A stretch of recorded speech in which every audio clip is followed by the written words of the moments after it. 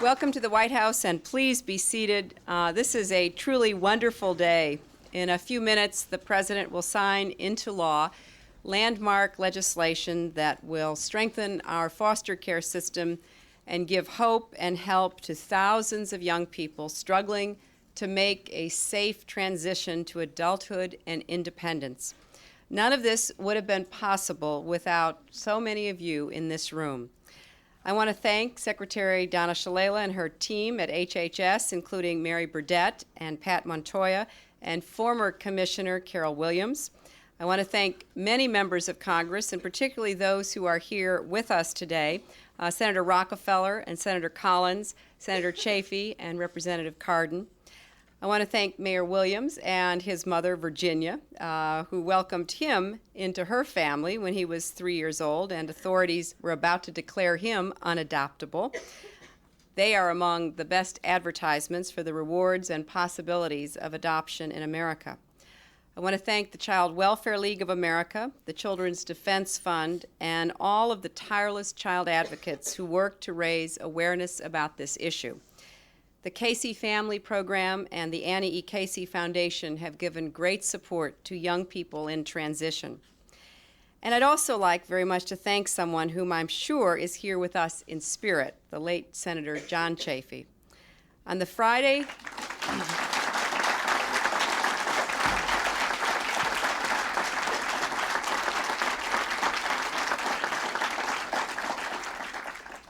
before he died, I called Senator Chafee to wish him a happy birthday. I also managed to do a little lobbying for the Foster Care Independence Act, which had hit a few roadblocks in the Senate. By the end of our conversation, I think we were both feeling re-energized and inspired to work even harder for the young people who were counting on this bill. I understand that one of his last instructions to his staff was to set up meetings with senators he felt could be swayed to support the bill. We all know that had he lived, John Chafee would not have rested until he had won all of the votes he needed. So we are very grateful today to be joined by his colleagues, and particularly his son, Senator Lincoln Chafee. Since the President took office, we have seen a transformation in America's efforts to strengthen our foster care and adoption systems. With the Family and Medical Leave Act, we've helped adoptive parents and all new parents take time off to care for their children without fear of losing their jobs or their health insurance. We've put an end to racial discrimination in adoption, prohibiting agencies from denying qualified parents of one race to adopt a child of another. In 1997, we passed the Adoption and Safe Families Act, which cut dramatically the amount of time a child can spend in foster care and set an ambitious goal of doubling the number of annual adoptions by the year 2002. And as the President was able to announce just a few months ago in September, we are well on our way to meeting that goal. But it wasn't long after we passed the Adoption and Safe Families Act that we recognized we needed now to turn our efforts to a new challenge, helping those young people who never did have the opportunity either to return home or be placed in a permanent family, fulfill their promise in adulthood. Now, for many Americans, the 18th birthday is an important one. Turning 18 means you can vote. It means you can often go away to get a job or to school. But it should never mean that you're left on your own. For too many young people, turning 18 has been just the beginning of a lonely and sometimes harrowing journey toward adulthood. Just half of all young people who have aged out of foster care complete high school. Fewer than 1 in 3 have health care coverage. 1 in 4 have been homeless. 2 years ago, I went to California to meet a group of young people who had aged out of foster care. They told me about being forced out of their foster homes on their birthdays, about staying in a cold dorm room alone during the holidays because they had nowhere to go, about getting sick and having no insurance to get any medical care, about having literally no one to call for any kind of help. They reminded me of the many small things we all take for granted in our own families. One young woman said to me, "You know, it's almost Thanksgiving and I have no one to call and ask how to bake a turkey." I've been very moved and humbled by the resilience and determination I've seen in the young people I've met. Some of them are standing behind me. One is Joy Warren, who spent all of her teen years in foster care. Yet she still found the commitment and strength not only to continue her education in college, but to attend the Yale Law School and become a powerful voice for foster children around America. I think of Terry Harak, whom I had the honor of meeting at the White House last January. On her 18th birthday, in the middle of her senior year, she found herself without foster care, without a job, and without a place to call home. Because the rule has been, you're out of foster care if you turn 18 or you finish high school, whichever happens first. But Terry didn't give up. She spent the night at teachers' and friends' houses, in metro terminals, even in hospital emergency rooms. And every morning she would wake up and get herself to school. And last June she graduated, and today she's working and is a student in college. But for every Terry or every Joy or any of the other success stories behind me, think of all those young people who don't finish high school and who risk slipping through the cracks of our society. That is why last winter I was very pleased to unveil a new proposal in the President's budget that would extend the foster care safety net to the young people who have aged out of the foster care system but still need our help. And today I'm very pleased that that bill is about to become law. The Foster Care Independence Act recognizes one fundamental principle. All of us must take responsibility for helping these young people build lives worthy of their spirit and potential. From this day forward, we say to all Americans, no young person, especially those who have not known the support of a safe, loving, permanent family, should have to make the passage to adulthood alone. This has been a truly bipartisan achievement, and I want to thank everyone in Congress who helped, the former foster children who stepped forward to make their stories known, the newspapers and television stations that publicized their plight, the researchers who backed up their heartbreaking stories with hard statistics, and the advocates and private citizens who lobbied the Congress. In this season of giving, I can think of no better gift to give our children and our future. Now I'm very proud to introduce two people who can tell us why this law is so important. Alfred Perez is one of the eloquent young people I met 2 years ago in California. He will speak first. He will be followed by Christy Jo Frazier of Cincinnati, Ohio.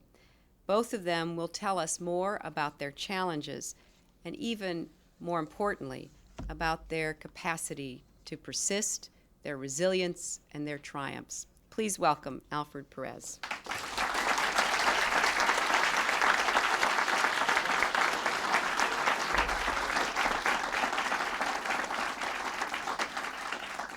Good afternoon, Mr. President, Mrs. Clinton, Madam Secretary, and members of Congress, and distinguished guests. We've all heard the statistics. 530,000 children are in foster care on any given day. 30% of those children are in teens. 25,000 teens each year age out of the foster care system without returning home to their birth parents. They are the youth for whom permanency planning could not and did not work. I was one of those youth who on my 18th birthday, the foster care system cut loose. Today, I'm a graduate student at the University of Michigan School of Social Work.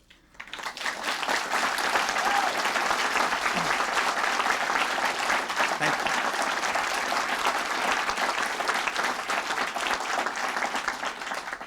Some say I beat the odds, some even say I'm resilient, and some say I'm simply lucky. All of that is probably true. However, in my heart, I know that it was more than luck and it was more than resiliency. I know that I survived a system that can be cruel only because of deep, caring, hardworking people. And many of those people are with me today at the White House. Ladies and gentlemen, we are all connected. It is a myth that people can make it alone. You cannot beat the odds alone. You cannot be resilient alone. You cannot be lucky alone. This legislation, the Foster Care Independence Act of 1999, is about ensuring that foster youth like myself will have to do less on their own to make it in the adult world. It is about ensuring that appropriate transitions can be made so that fewer of us hit the streets alone. Given that resiliency and luck alone did not bring me here, I am going to be brief about my own story and focus on how this legislation can be a turning point that foster youth really need. I grew up in California's foster care system, spending 11 years moving from group home, foster homes, and children's shelters. It was bleak and it was lonely. A turning point in my life as a foster youth was being offered the opportunity to participate in the Independent Living Skills program, a program that will be strengthened and expanded today by today's legislation. That program connected me with peers, and I felt less alone. That was the first time in my life that I had recognized that we were all struggling with how to become productive citizens in a world that seemed sometimes to work against us. It also linked me to a caring adult who became a mentor, helping me with those tasks that I needed to successfully transition into adulthood, helping me not be alone. For example, he helped me get to college. He helped me by identifying schools, completing applications, and even driving me 250 miles to college and helping me settle into the dorms. Essentially, he did what any parent would do for their own child. In addition to my participation in the Independent Living Skills program, I joined a group called the California Youth Connection, a leadership program that empowers youth to advocate for the needs of all foster youth. California Youth Connection provided me with an opportunity to meet with Ms. Clinton in November 1997. During our meeting in Berkeley, I told the First Lady I had just read her book, It Takes a Village, and that I was very impressed with her ideas about how we as a country can take responsibility for rearing our children, to enable them to take their place as full contributing members of American society. I then asked her if our country, our village, was taking the responsibility for our nation's foster youth, especially addressing the challenges youth face when they abruptly age out of the foster care system, usually at age 18. I then presented her with a book authored by foster youth, The Heart Knows Something Different, Teenage Voices of the Foster Care System. I had asked Mrs. Clinton to read the book and to consider the plight and obstacles young people like myself faced when we leave the foster care system. Few caring adults, few resources, few skills, and few incentives. And she agreed to read it. That meeting with the First Lady, the President's commitment to young adults like myself, and the subsequent work of many child advocates and former foster children has led to the signing of this legislation today. A bill that has the potential to transform the lives of 25,000 young people who find themselves leaving our nation's foster care system every year. Mr. President, Mrs. Clinton, Madam Secretary, and members of Congress, you have done the right thing.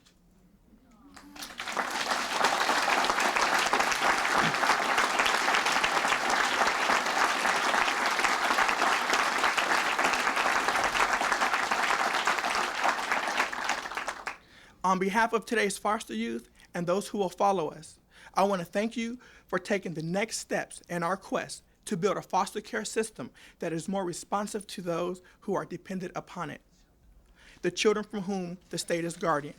It is indeed an honor to represent those youth today at this ceremony, and I'm deeply grateful for this opportunity you have given me to speak on their behalf. For our hearts do know different, and you have heard them speak. Thank you.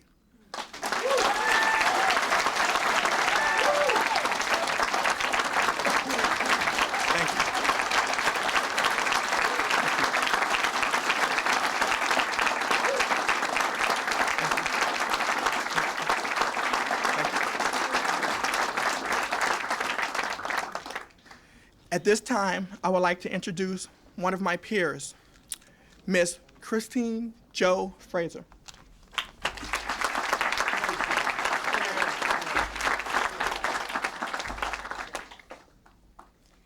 Mr. President, Mrs. Clinton, members of Congress, and child welfare advocates, it is my honor to be here today to thank all of you for your part in making the Foster Care Independence Act of 1999 a reality. I am living proof that the independent living services can make a difference. After dealing with an abusive situation at home, I entered the foster care system for a while, tried to make things work, and then was permanently removed from my family. But I was, and still am in many ways, a lucky person. I found many supports along the way. God, my church family, wonderful foster parents, a police officer and his family who became my advocates, who became my mentors, caring caseworkers, and many, many others. In my town of Cincinnati, I was able to take part in over 30 hours of self-sufficiency training while still living with my foster parents. When I entered my senior year of high school, I was given my own apartment through the Lighthouse Independent Living Program. I learned from my own mistakes and had many supportive people to call when I ran into trouble. You do the dumbest things when you first move out. From this experience, I have learned the knowledge, skills, and attitudes needed to make it on my own. I don't know what I would have done or where I would be now had I not been given this opportunity. When I leave the system in a few months, I will keep my fully furnished apartment, continue taking classes at Cincinnati State University, keep my full-time job at the Keitel Supply Company, and become a self-sufficient, tax-paying adult, many years ahead of my peers.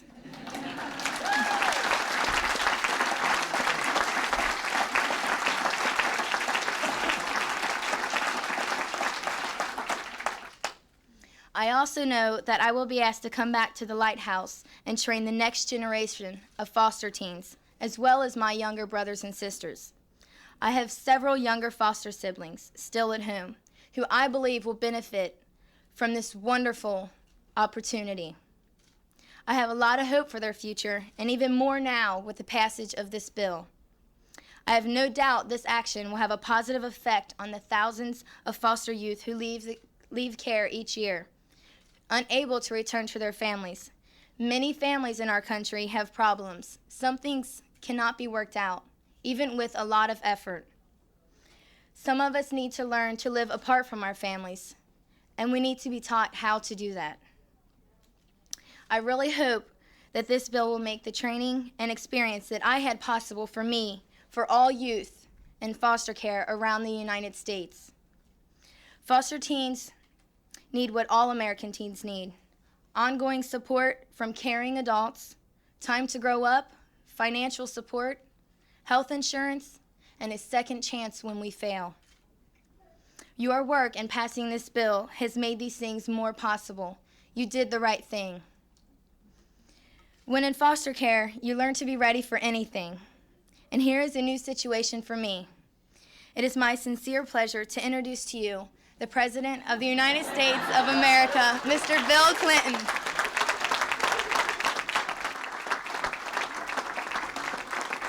Thank you.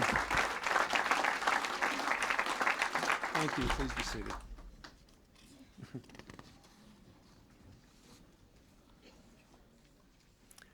At this moment, about all I can think of is Merry Christmas.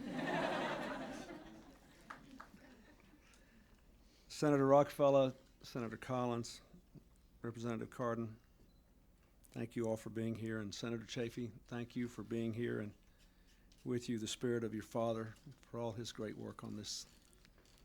I want to say a special word of thanks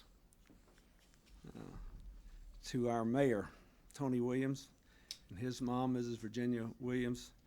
He has become America's Exhibit A of the potential for foster care success. He is a good man, and she is a magnificent woman. We thank them for being here. Thank you. I thank Secretary Shalala and all of her staff, and I thank Alfred Perez and Chrissy Jo Fraser and the other young people behind me for whom they spoke. They spoke so well and so bravely and so frankly. What they have achieved in their own lives is truly heroic, and we should all be very grateful that they are determined to make that kind of difference in the lives of other young people. I want to thank the groups that have done so much to champion the cause of foster children, the Child Welfare League of America, the Children's Defense Fund, the Annie Casey Foundation, the Casey Family Program. I want to thank especially, and I won't mention them, but they know who they are, the people who have come up to me personally and lobbied me on this issue over the last couple of years. I've got a cousin that's been a friend of mine over 50 years, all my life. We were little kids together. She runs a public housing program in the little town in Arkansas where we were born. And she came up here to a HUD conference on kids aging out of foster care. And she spent the night with me at the White House. I got up the next morning. I never know, what's on her mind. It's about a year ago. And she said, Bill, you have got to do something about these kids that are aging out of foster care. She said, it's a huge problem in New York and California, but believe it or not, it's a problem at home too. And nobody's doing anything about it. I want to thank all those people. And they know who they are. And most of all, I want to thank Hillary. Because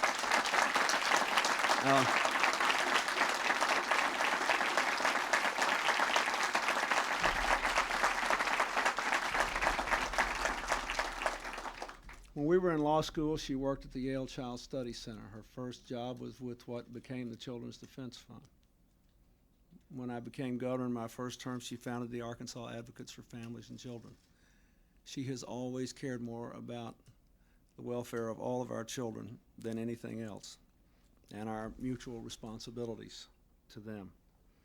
And she challenged us a long time ago not to forget those foster children who leave the system each year with no financial or emotional support, no one to turn to. She put a lot of herself into getting this bill passed. Hillary likes to quote the Chilean poet and teacher Gabriela Mistral about our responsibility to children. Many things we need can wait. The child cannot. Now is the time his bones are formed, his mind is developed. To him we cannot say tomorrow. His name is today.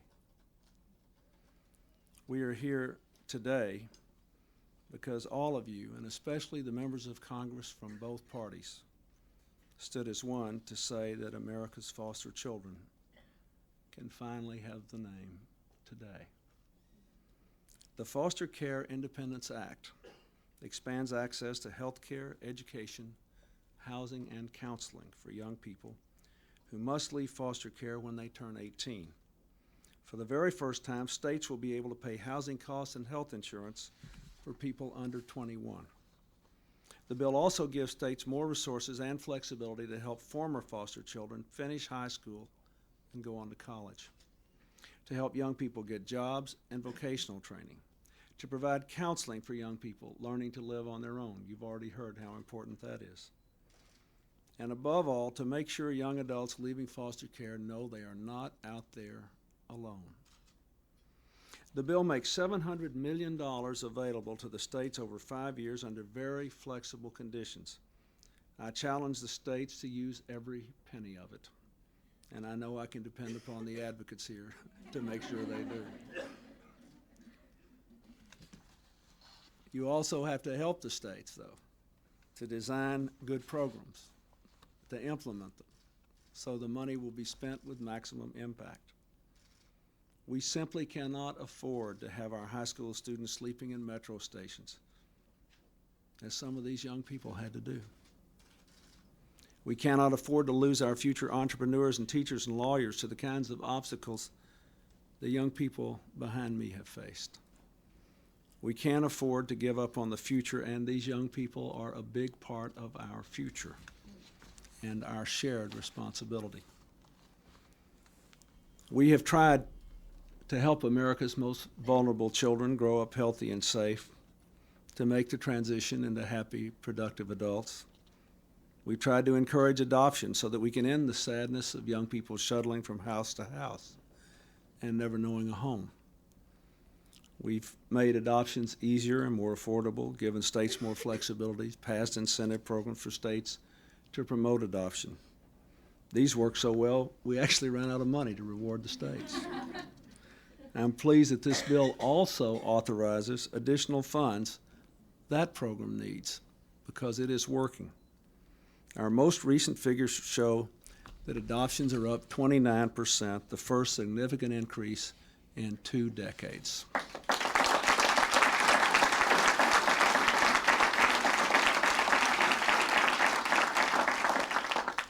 Now, when we get to the end of the session, sometimes we have to combine a bunch of things in bills just to get all our work done. And I want to mention one other thing this bill does that is unrelated to young people aging out of foster care or to adoption. This bill includes a provision to honor and assist veterans from other lands who fought with and as a part of the United States Armed Forces during World War II. It creates a special cash benefit under Social Security for veterans who want to leave the United States and return to their homelands. We have 10 such veterans, 10 Filipino veterans who are here with us today. I want to thank them for their service, and I ask them to stand and be recognized. We thank you. Thank you. Thank you. Thank you. So this bill keeps a promise to our children and a promise to our veterans.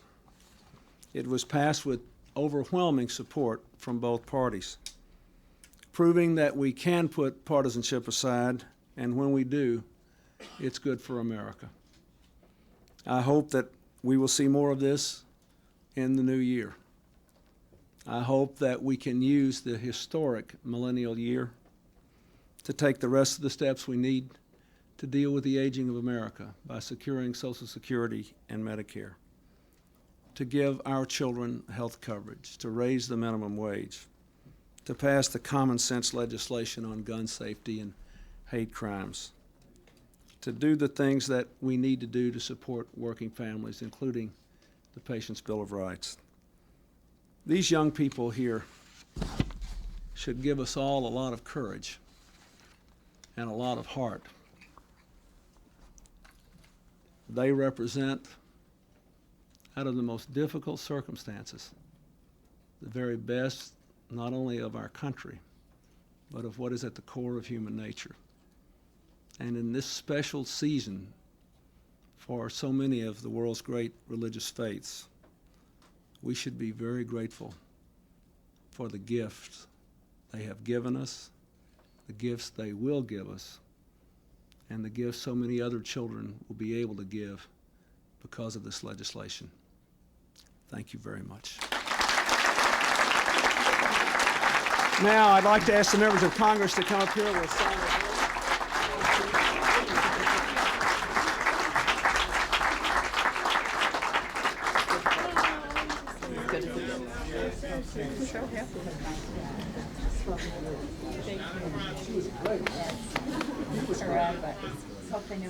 Here, then you gotta, you'll get lost.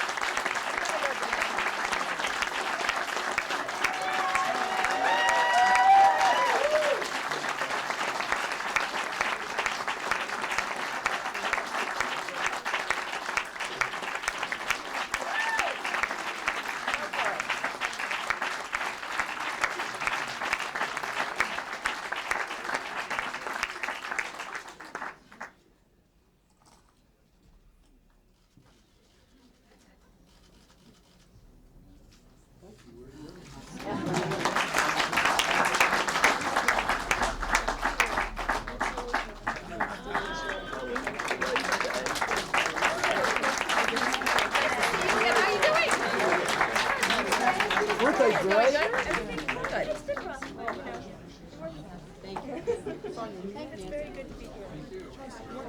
Got this done? Is it K or C? It's Kristi. It's really unusual.